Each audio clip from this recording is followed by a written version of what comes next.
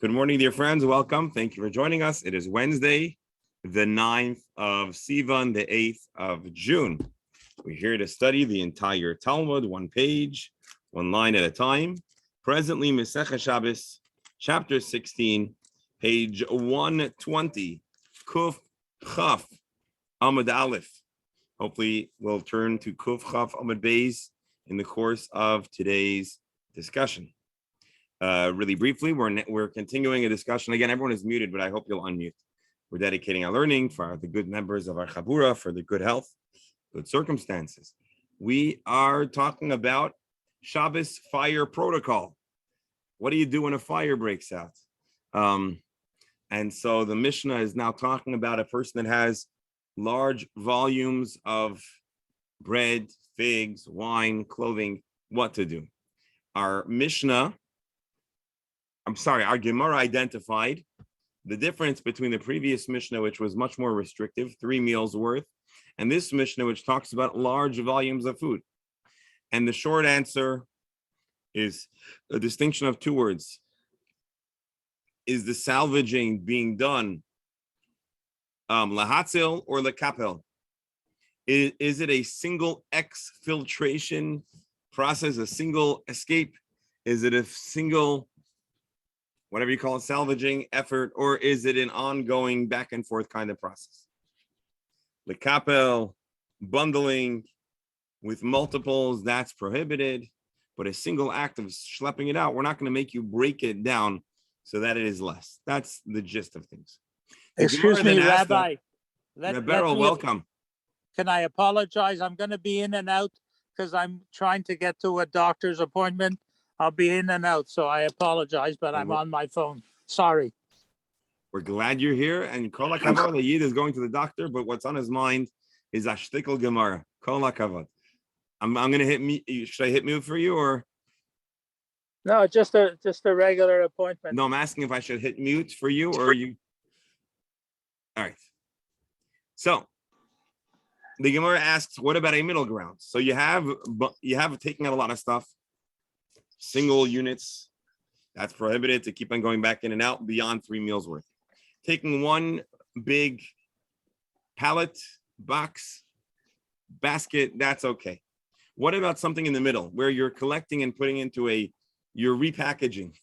You're taking items and you're putting it all into a talus to make one single carry, but it's going to be while collecting all the items, in the words of our Gemara, what happens if you are putting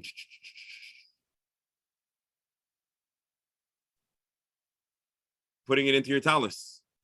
So initially we thought that it is like the prohibited act, but Rava asserts that it is permissible. How so? So it was a little bit nuanced. But basically, Rava taught that there was a mistake, and understanding the mistake tells us that what is actually halachic is the reverse. So, Rav Nachman bar Yitzchak, Rav Chizda,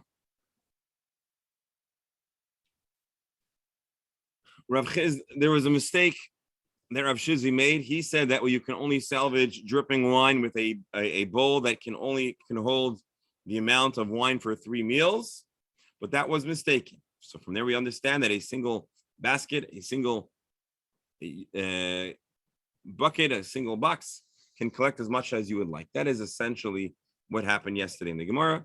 Let me just read here. My ta'usa, what was the mistake? Amar le diktani bilvachli avik liachar v'iklik liachar v'yitzarf. He says that you cannot bring multiple bowls, and they also cannot have more than 3 meals. But that was wrong. You can only bring a single vessel to collect spilt wine, but you could collect as much as you like in that single initial basket. Again, this is part of yesterday's Gemara, just trying to give a recap. Now things start to get, well, in a moment, things will get fun, so please don't go anywhere. Eagle shel devela. The Mishnah also mentioned saving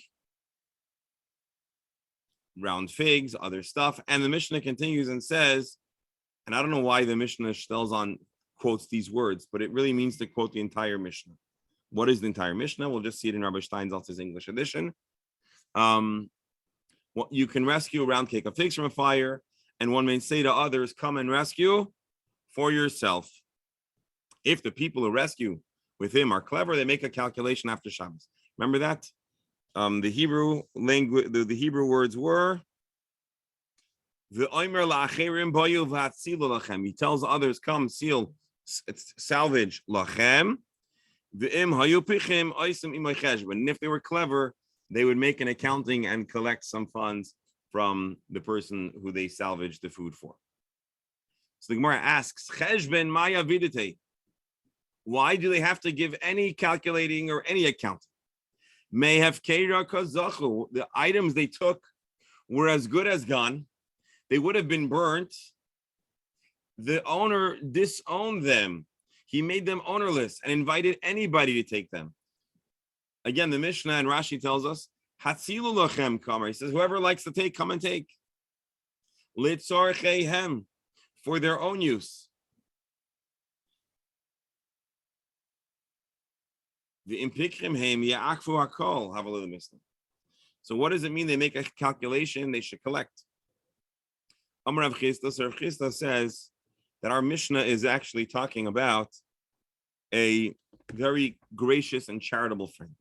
Midas chasidus shanokan. Our Mishnah is suggesting that there is an ideal behavior that's chasidus, that's righteous. It's not responsible. Why? Because our Mishnah is assuming that the people who are invited to salvage for themselves ultimately do not keep the items they salvage. They give it back to the owner. Rashi. Because they return it to the original owner. So again, the assumption is that these people are going to go beyond the letter of the law and be kind to their friend. Amarava, Chaside Agra, the Shabta Shakli. You're proposing that we're talking about righteous people. Since when do righteous people invoice for volunteering done on Shabbos? Rashi Bitmiya. It's in a question. Chaside Agra de Shabta Shakli. Righteous people take payment for Shabbos work. Im Chasidim hem yeshlam levater mishalahem. B'chol davar. If they are very righteous, they should be entirely magnanimous, gracious, and giving to their friends. B'chol davar sheyesh by nidnu davera. If there's even the slightest chance that what they're doing is a sin. Although this is not entirely wages for Shabbos work, because he didn't tell them in advance. If he was really a chassid, he wouldn't be collecting any money. Lama Rav explains, we're talking about middle grounds. And here's a very interesting Gemara. Dr. Stamler, are you on? Are you here? I think you'll find this interesting. The Gemara now is giving us a series of a hierarchy of righteousness. So there's not just one single category. So if we read between the lines, there's someone called a chassid, not contemporary modern chassidism. A person that in the Mishnah is called, in the Gemara is called a chassid. A person who is an extremely God-fearing person who is going to go to the extreme to avoid the extreme of righteousness. But now our Gemara in Rava's answer, in rejecting that they are Yeresh, in rejecting that they are Hasidim, he says, no, it's actually a lower tier of righteousness called Yirei Shamayim Askinan. What's the difference between a Yirei Shamayim and a Chasid? So Rashi says, Hamatzil hazeh Yirei Shamayim hu v'lo Chasid levater mishalai. He's not going to do anything that's not in accordance to the Jewish law, but he is going to assert his own rights in the matter. So what happens? He doesn't want to take from somebody their stuff if they aren't really, really interested in making it ownerless, which that's a very good thing. Technically, it's ownerless. But it's only ownerless because of the very, very difficult circumstances of having a fire. So they don't want to be opportunistic. But he's also not going to schlep for free. And here's how to read the Mishnah. If they were clever, so they'd understand that they're able to collect money without it being problematically considered wages for Shabbos. So the guy basically runs off with I don't know, 3 jars of caviar and I don't know, 3 Wagyu steaks. And he says, listen, I know you made this ownerless. I took it for me, but I want to return it to you. I'll return it to you. But if you'll please provide compensation for my efforts, for my hassle, it's not easy to run into a burning building to save your these premium steaks and whatever. So Rashi.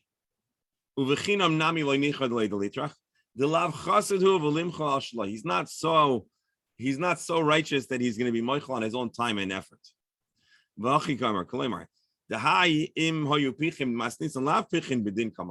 not saying that people that are able to manipulate the letter of the law, because in bare bones legalese, this is entirely theirs. This is what the Mishnah is saying. Hani Yirei Shamayim, those that are fears of God.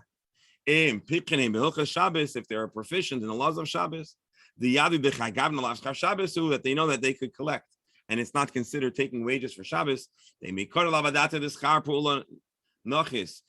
do it in the outset exclusively for the wage, for the money. So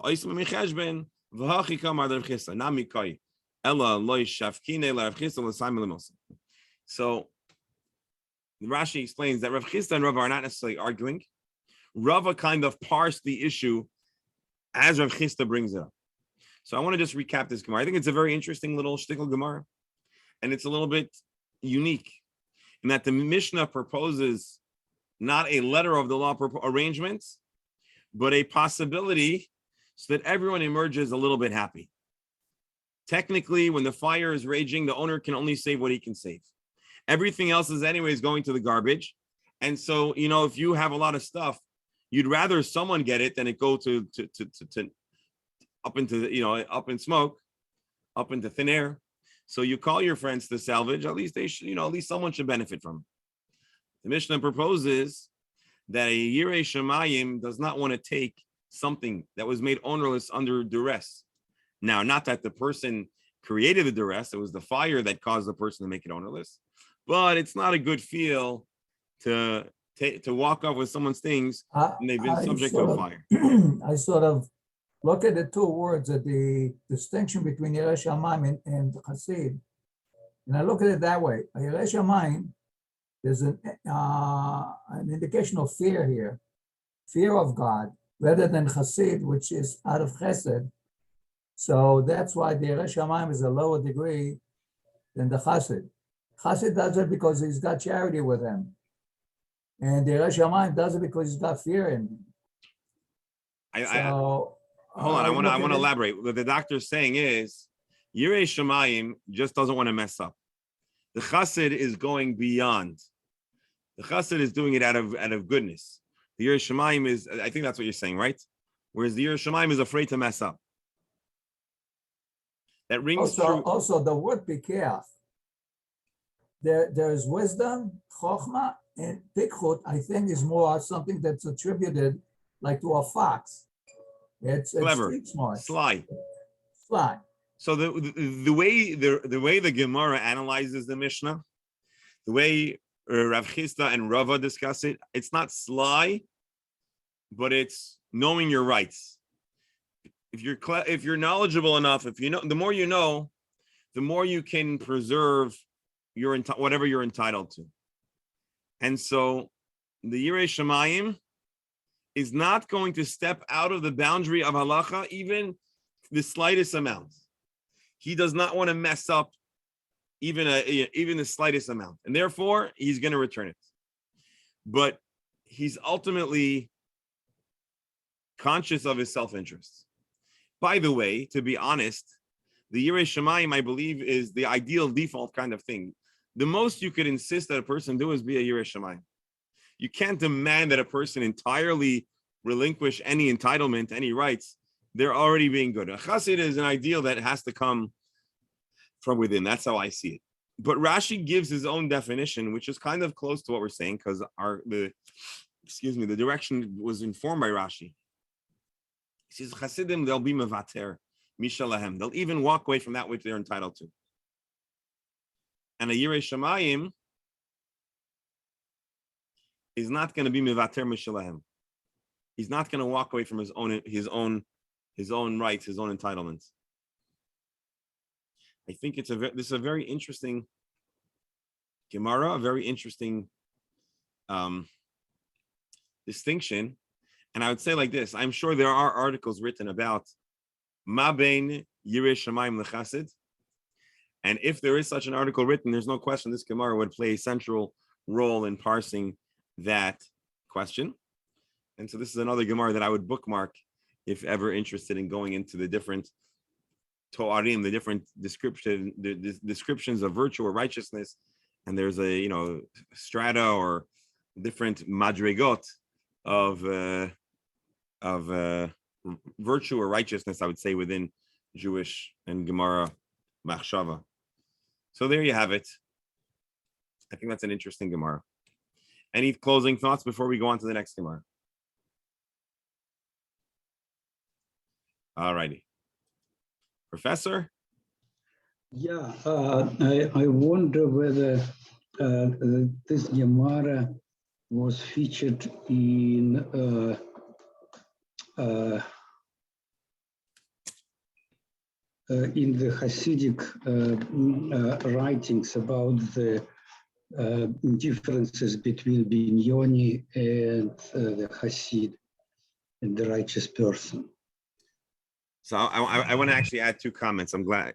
So first of all, the Hasidic movement became known as Hasidim. You know who named the Hasidic movement Hasidim? It was the opposition. The opponents called them Hasidim in a derisive, like, oh, you guys are trying to take on the mantle of virtue. So the Hasidim embraced it, but there isn't. It's not this. It's the same word. It's informed by it, but it's not precisely the same thing. So you have the Mishnaic definition of Chassid. But I just want to give another known statement that we talk about the behavior of a Chassid. In Likutei Amarim, they talk about Binyonim. That is. Oh, Beinoni. Yes. So that's a little bit of a different. Yes, you have a tzaddik, a rasha, and a Beinoni. But the Beinoni is the regular person. Right. So the Beinoni, according to Rambam, is the average Joe. The Beinoni in Hasidic thought, in the writings of the Baal Tanya, is a person who struggles in this. They're average in that they struggle, but they have a perfect record, or they strive to be perfect. Whereas the Beinoni of the Rambam is 49%, is 51% virtue and 49% messing up. And that's already considered a Beinoni in the writings of the Rambam. And the Rambam didn't invent it. It's from earlier writings, including from the Gemara, I believe. But what I wanted to say is there's a famous teaching that says that how does a Jew cut their nails? So a regular person cuts their nails and they store them, they hide them away. Chassid sarfan, but a virtuous person burns their nails. Why are we getting rid of fingernails? Because in the medicine of the Gemara, in the medical reality of the Gemara, so nails could be problematic for someone in pregnancy, and then they had other. It was considered harmful or toxic to certain people, and so a normal person would put it out of the way of the pedestrians. A chassid would burn their nails to absolutely prevent anyone from being harmed by them. But there was, according to the understanding of the Gemara, a potential for harm to the individual whose nails are being burnt. And so the idea is that a chassid is willing to put themselves through discomfort to avoid harming somebody else. So that in the definition of this Gemara and the definition of others, is a chassid is someone who prioritizes someone else's interest over their own. They're willing to give up on something that really they're entitled to or in the case of the nails, they're willing to subject themselves to discomfort so as long as they're protecting the rights of someone else. And that's an ideal that's a kind of behavior that can't be dictated, it can't be imposed. And if we wanted to make things more complicated, which I'm about to move on from this discussion, it's interesting to consider if the different sectarian movements in the end of the Second Temple era, if any of those groups embraced these kind of titles, like we think of the Essenes or the Dead Sea sect, and they had some interesting mannerisms, and it's interesting to see if any of these things plug in to one another, but that's certainly beyond the scope of my expertise. But that's what's going on over here. Any final comments, or should we move on? Shkoyach everyone for okay. So now the Gemara asks another question. We're once again comparing this Mishnah with the previous Mishnah. In this Mishnah, fire is raging, and he says, "Boyu hatzilu lachem." Actually, in order to do this right, I want to open up another tab of Sefaria, just so we can actually view the Mishnahs, because that's what's going on over here. So bear with me a moment. Mishnah, Shabbat 16. Here we go. Matzilin mazen shalosh sudas, etc., etc. No, here. This is our Mishnah. Bayu v'hatzilu lachem. Salvage for yourself. The next Mishnah, which is actually part of the same Mishnah in our text, it says, Bayu v'hatzilu imi. Come salvage with me. So, is it hatzilu lachem or imi? Is it for you or is it for me? Why in the Mishnah, in one place it says save for yourself, and in the other place it says save with me? The Gemara answers, when it comes to food, the only option is for the neighbors to save in their own interest. Because a person is only allowed to salvage the food for 3 meals. And so once the owner of the home has salvaged for himself 3 meals, all he can do is invite others to get on board to save 3 meals for themselves. He can't say save with me or for me, because that is not allowed. But Gabi Levushim, when it comes to garments, Katani imi, the Mishnah uses the word save it with me. Mishum de kachazile lekula yaima.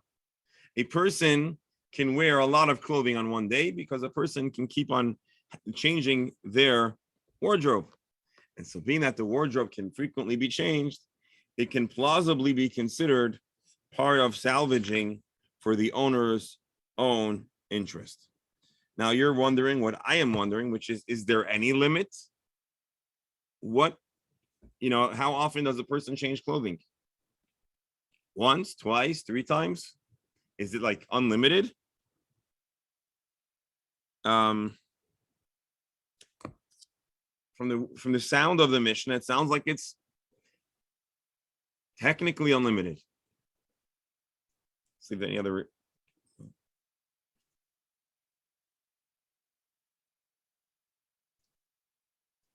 Nope.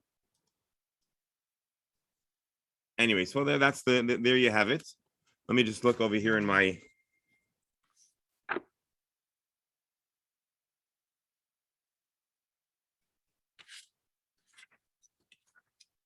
Hang on. Curious if anybody comments about this.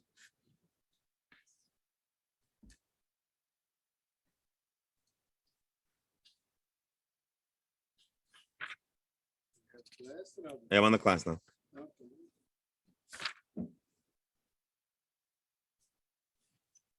No one seems to really comment on how many wardrobe changes. Suffice to say, it's plausible that a person can put on multiple outfits. And so therefore, you could save for themselves. Now we're going to get to an even more interesting part of the Mishnah, which is we're going to attempt to identify all of the 18 garments that Rabbi Yossi says a person can wear. Are you ready for this? I'm going to need your help. Tana Rabbanan. Brisa teaches, Lo yivesh, moitzi upaishet. What do you do if there's a fire? One may put on the clothing, go outside, take it off. Go back inside, put them back on, and etc. etc. Afilu kol hayom kulai, even all day long. Divi Rabbi Meir. This is the position of Rabbi Meir. So this is a brisa that's elaborating on what we've already read in the Mishnah. Rabbi Yossi disagree. Actually, I think in the Mishnah it doesn't say Rabbi Meir. I think it's just an anonymous opinion. Rabbi, Here, yes. do these rules apply to women as well as men? We have yet to differentiate between men and women. So let's see. When we come to garments, the different numbers. Indeed. So let's see. Afilu kol hayom kulai divrei Rabbi Meir. Rabbi Yossi Omer shmoina eser kelim. Only 18 garments. 18 garments. If you remember yesterday, I said what? 18 garments. The Eluheim shmoina eser kelim. Here is a way that we could come to 18 pieces of clothing that a person could plausibly be wearing. Number one, mik toren, which Rashi says mantle. I think it's like an overcoat. Oh, you know what we need to do? We need to open our good old Oitzer Lazi Rashi. A mantle, a cloak. So the first item, actually, we can have it side by side. Okay, here we go. Bear with me. I know the screen now has 3 columns. Miktoran, unkele.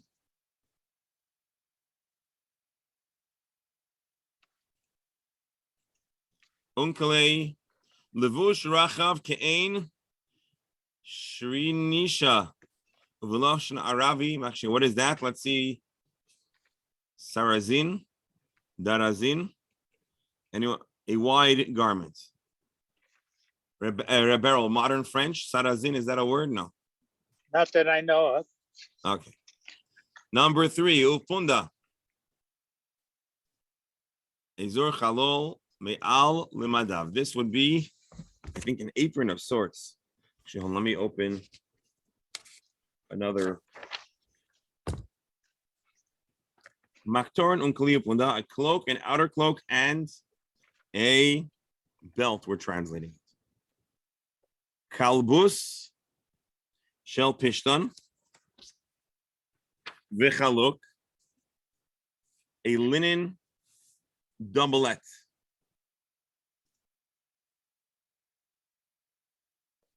Oitzer Lazi Rashi says we're talking about an upholstered jacket of sorts. V'chaluk, an undergown. Why don't we look at Steinsaltz and see how Steinsaltz translates it into English? Just because it's not being presented in a user. Well, let's see Rashi first, then we'll zoom through Steinsaltz. By the way, Steinsaltz in this kind of area is probably the best authority. Ve'apilion, a kind of a scarf or wrap around, maybe a cape of sorts. Sounds more like a toga. Toga. So let's read. Miktoren unkalipunda. Kalbo shel pishtan, we said was a jacket. V'chaluk, a undergarment. The apilion, and maybe a toga of sorts. Uma apores, a head garment. Ushnei safrikin, 2 leg bands, socks, I think, like leggings. Ushnei minalim, socks or stockings, maybe. Ushnei minalim, 2 shoes. Shnei anpilaot, 2 socks. Okay, so I take that back. These are going to have to be like leggings, shoes, socks, shnei pargod, 2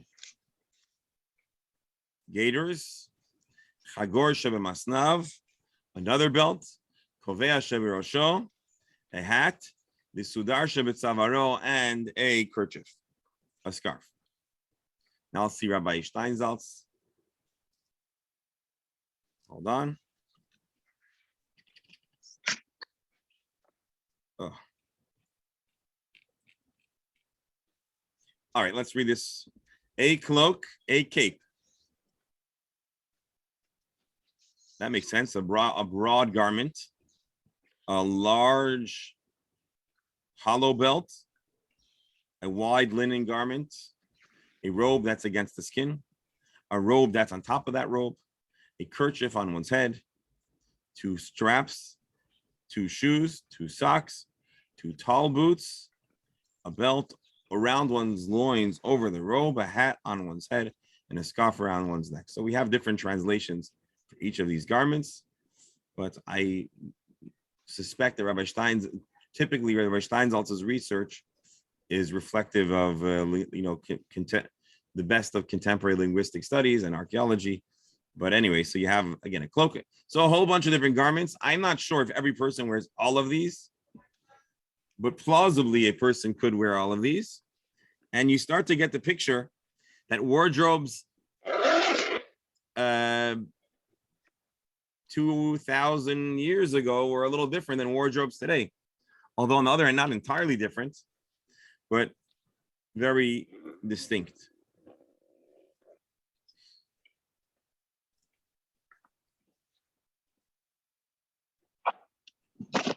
All right. And then with this, we close out our Mishnah, a relatively short Mishnah, talking about larger units of stuff, how that can be saved if it's all in one basket, and then talking about how to salvage garments, how to salvage clothing. Our Gemara analyzes the difference between the specifics of the previous Mishnah and this Mishnah. The Gemara analyzes the difference between when a person can salvage for them for only for others, when it's food and you only can have 3 meals worth, and then when it's clothing, according to Rabbi Meir, there's an unlimited amount of clothing. According to Rabbi Yossi, it's limited to the 18 garments that a person typically wears, and as we see, quite a wardrobe. Here we have it. We're now going to enter a Mishnah that's going to inspire us to ask many wonderful questions in the course of attempting to understand and study this subject. This subject, and the reason is because this is the closest we're going to get to giving an occasional license to put out a fire on Shabbos. And are you allowed to put out a fire on Shabbos? Of course, the answer is no. So are these the items mentioned here considered putting out fire? Or are they? So let's take a look. So in the past, we've actually referenced this Mishnah. We've talked about what can you do if there's a fire and what can't you do? Well, it all starts from this Mishnah. So let's take a look. Rabbi Shimon ben Anas Omer. Rabbi Shimon ben Anas taught an interesting halacha. Again, another disclaimer. The Mishnah, we're going to translate the Mishnah out as it simply reads. The Gemara is going to add a lot of context. So let's limit the question. Well, we can ask the questions, but I'm going to limit the answers by saying the Gemara will explain it. But go ahead, we can ask the questions because it's good to ask the questions and then compare it to what the Gemara asks. Rabbi Shimon ben Anas says, Parson ar shal gedi, al gabe shida, teva umigdal. You're allowed to spread a goat's hide on top of a box, chest, or closet. No. That's on fire.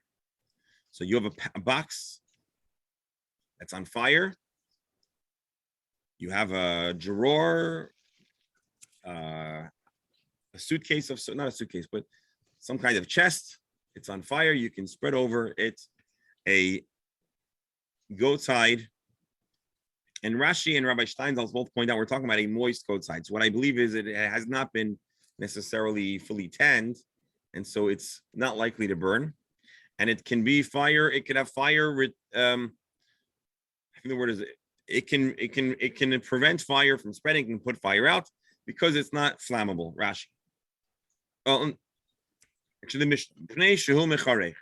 because it can be singed but not burnt.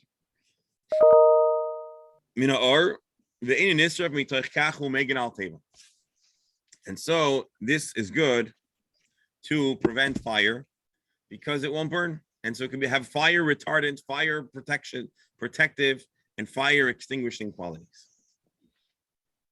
That sounds surprising. What's the difference between pouring baking soda on fire and putting on a sheet of goat's hide on fire? How could that be permissible? Why is that different than pouring water or using a fire extinguisher on Shabbos? If you have this question, that's a good question. The Gemara is going to ask. If there is a fire, if a fire is broken out, one can make a barrier with all different kinds of vessels. Bein melayim, bein rekonim, they could even be full of water or empty. Bishvil shloi taver hadleika, to hopefully prevent the spread of the fire.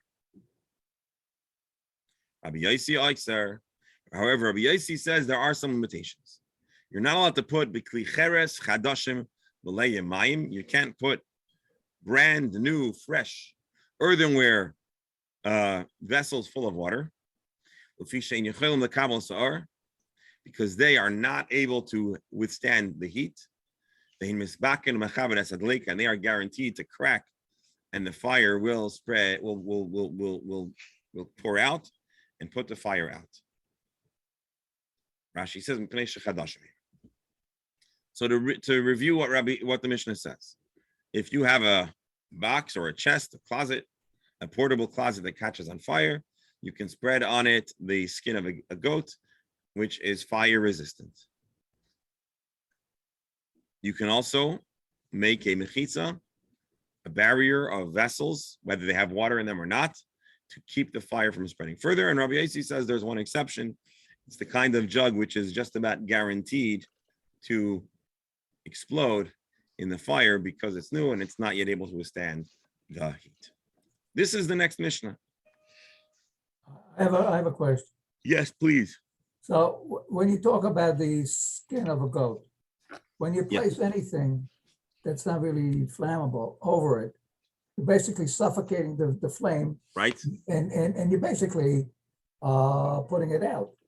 So here they're telling you you're allowed to do that, which is a direct cause of possibly putting out the flame. But however, you can't use new earthenware because it could crack, because it could get, which would be secondary. It would not be the intent. So you're asking, from the simple reading of the Mishnah, you're allowed to put out fire directly with the goat skin, but you're not allowed to put a fire indirectly with water that comes out of a vessel that cracks. That doesn't sound right to us. In other words, what is the difference between a goat's hide and spraying water, a fire hose, a fire extinguisher on a fire? Is it not exactly the same? And so what is the Mishnah talking about when it says you're allowed to be pores or shalgidi? That doesn't sound right. Doesn't sound like that should be a permissible on Shabbos. So before you go out and buy yourself a goat hide throw in the event of fire, let's see the Gemara. Amar Rav Yehuda. Amar Rav.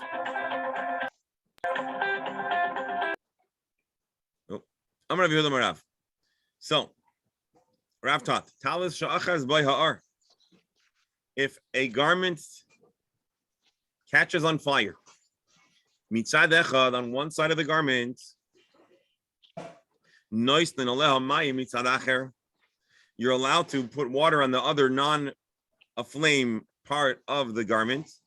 The imkavsa kavsa, and if the water ends up spreading the other side and being put out, or if this ends up making the fire go out, it happens. That is the teaching of Rav, that you can pour water on the part of the garment, that is not presently aflame. Meisvei, this assertion, this teaching is challenged.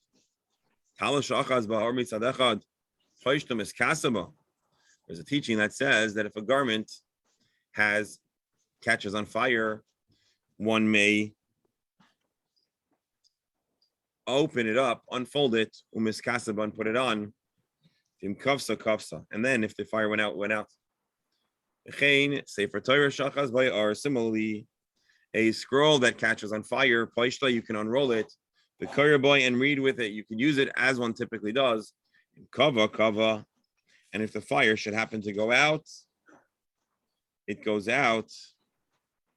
These are both acts that are a whole lot more indirect than actually pouring water on the garment. You're moving it, you're opening it, you're maybe stopping the spread by causing the fuel, which is the garment or the Torah, to be very thin. So maybe it'll burn out, but we're not allowing you to put water on it. So the Gemara says, Hu the Amar Rabbi Shimon ben Anas. Rav, who taught that you're allowed to pour water on a garment, it's kind of like Shimon ben Anas. How so? And we'll go back and try to discuss this one.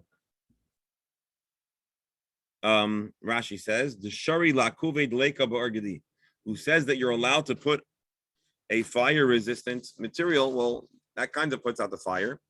And that is similar to putting out the fire by putting water. Amar, the Gemara says, no, are you sure? Maybe Rabbi Shimon ben Anas allows using the goat's hide because it singes. Garam kiba miyamar. Here, you're not absolutely putting out the fire, but with water, you're absolutely putting out fire. Garam kiba miyamar. Are we saying that you're actually allowed to cause the fire to go out? Rashi. Who says that we're actually allowed to put out fire? The Gemara says, in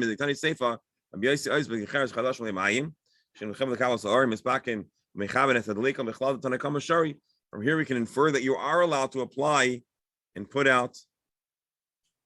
the fire out.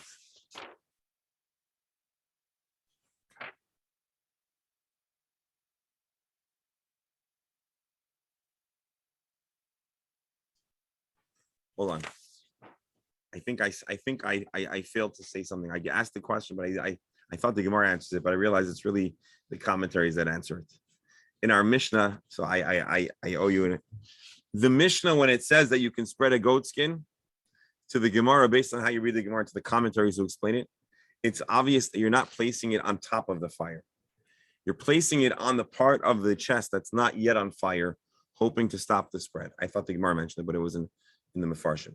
And so what we're talking about here is trying to avoid the spread of fire. In this case, the spreading of the goat skin is quite similar to spreading out vessels to block the fire from spreading. It's all a defensive mechanism. The question is, when you place water, it's not simply a defensive mechanism. There is a proactive or offensive effort. Even if you don't pour the water on top of the fire, water puts out fire. And I guess the Gemara is trying to ask, do we differentiate between something that just can't burn and something that necessarily puts fire out? And that, hold on 1 second.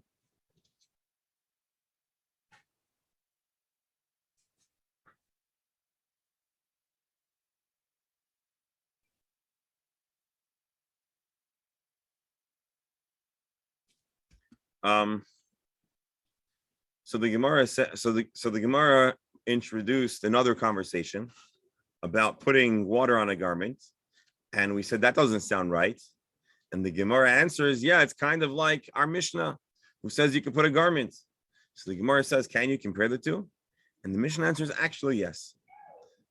You can do something that puts out the fire so long as you don't pour it on the fire. That's what our Gemara seems to be saying. So you're never allowed to pour water onto the fire, but you are allowed to put the water where there is no fire, even if it'll ultimately cause the fire to go out. The Gemara continues. It's slightly off topic. It's on topic but off topic. We're now going to talk about other methods of handling something that is a flame. Tana Rabbana. Actually, no, let me back up. Let's back up. Let me see if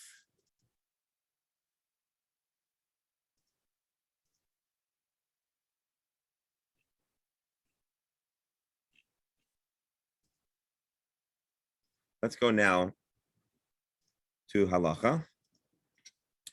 And let's see the Rambam, how the Rambam talks about the two laws of our Mishnah, and then we can go on in the Gemara. Mutar lasois mechitza b'chol hakelim. One is permitted. Again, he quotes just about the language of our Mishnah. Bein malayim bein reikanim kedei shelo yitaver hadleika. You're allowed to build a wall to prevent the spread of fire. And here he rejects Rabbi Yossi and says, "Afilo kli cheres chadashim malayim mayim." Even if you have vessels that are brand new and likely to crack, full of water. The oisim hamechitza afal pi shevadai misbakim umechabim. You're allowed to place them there, although they will most definitely crack and put out the fire. Shegram kiboy mutter, because here you're not putting out fire, you are indirectly causing or triggering an event that will lead to the fire going out. The koifin kara al gabe haner. We didn't read this yet, but we'll read it now. The koifin kara al gabe haner. You're also allowed to place some kind of dish over the fire, to prevent it from catching. If they were afraid that the flames are leaping onto the roof, you can put something in between. Now let's read the next halacha of the Rambam. Teva, our Mishnah. Teva shida migdal. Sh'achaz v'hanesar. If your closet chest or box catch on fire, maybe or gidi v'chayotzabai. You can bring a goat's hide or anything like it that's fire resistant. Midvarim she'ena har melaheta soisam. Something that the fire will not catch on it. Uparshay al hakatza shadayin le'nisraf. You can spread it on the part that has not yet caught on fire. So the Rambam here clearly explains our Gemara, as I told you, that you can put it on the part that's not yet aflame, kidei shelo yitaver shama eish, to prevent the fire from spreading to the part that is not yet on fire.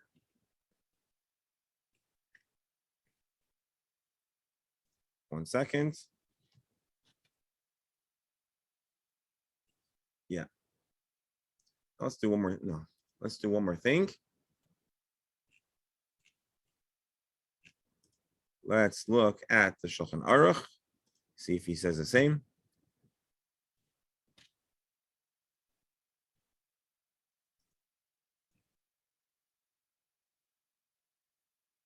No. There's a mistake here.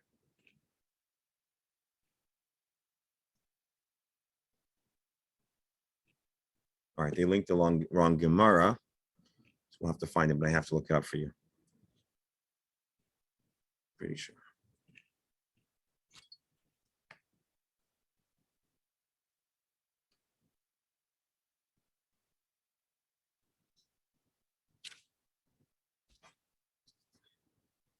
All right, here we go. New Gemara. We'll probably have to stop in the middle and we'll pick up your Torah. Taner Rabbanan, our sages talk. Ner shal gabe tavla. If you have a candle that's on top of a tablet, a board, you're allowed to shake the board, even though what happens is the candle or the lamp will fall off. Bim kafsa kafsa. If it went out, zolzain, that's okay. Amri debe Rabbi Yanai. School Rabbi Yanai qualified this teaching. This is only if the candle was forgotten there before Shabbos. Not that it was intentionally placed there.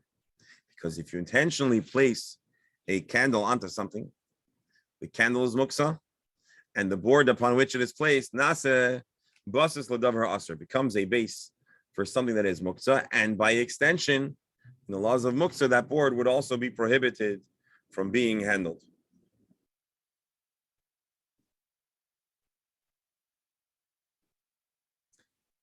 So you're allowed to move it. So the question here is not really a question of desiring to put out the fire.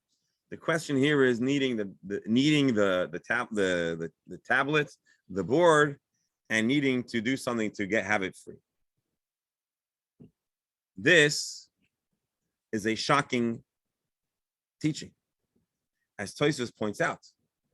We must be talking not about a kind of lamp that we imagine with oil inside of it, maybe more like a candle, which explains why Rabbi Steinsaltz here translates a candle and not a lamp, even though ner usually means lamp. So let's see Tosfos again. It has to be that there is no oil. If there is oil in this candle, in this lamp, chayiv, then you would have desecrated Shabbos. Shaharei shoifech mimenu, because by shaking the thing and allowing the lamp to fall, you're causing oil to leave the lamp. The hevekim is stapik menu, and it's like a situation where you withdraw oil from a lamp, mishum mechaba, and then it's like you're putting out the fire. As the Gemara says in Beya, uvegemara mukila. I'm sorry, Yerushalmi mukila, v'ner shekava. The Gemara Yerushalmi says this teaching is not talking about that there is a fire. It's talking about a candle or a lamp that the fire has gone out. And the Yerushalmi does not acknowledge the version of the Brisa as is. They had a different version. They would delete the words in kavsa kavsa. And the Yerushalmi understands this teaching, which again, they don't have the words in kavsa kavsa, to be a simple discussion about the laws of muktzah. It's just telling us that sometimes you can move something by shaking off the muktzah item that's on top of it.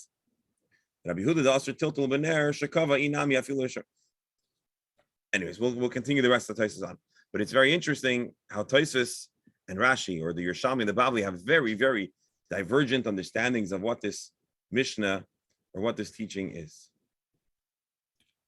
We don't have enough time to go on in the Gemara, but let's take a fast look in. Let's see if the Shulchan Aruch quotes this.